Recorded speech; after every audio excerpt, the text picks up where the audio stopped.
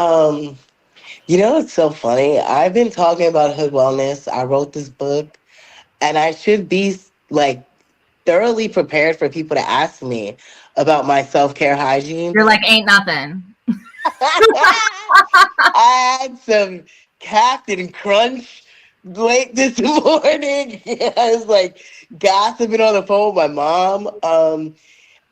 I, honestly, I find the common denominator on like all of the madness in my head and the madness in the world. I find books and literature right now always to be the thing that makes humans so much more tolerable. I say this, I don't think people realize that 54% of Americans are reading at or below a sixth grade level, which means that half the time the people we arguing with in the comment section didn't even properly read what you said.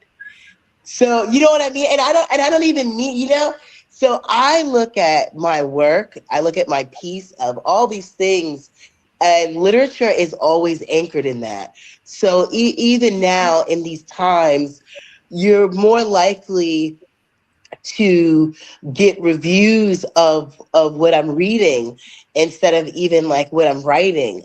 Spaces that I'm facilitating are usually centered in literature, whether it's what's guiding the conversation or just what we're digging into. I think that more and more we're realizing that reading is not just like a hobby. It doesn't, there's so many different ways to read. It's more accessible than ever. Like I love telling people, if you got Spotify, you don't even have to buy my book. You can read it on this app that's on your phone right now.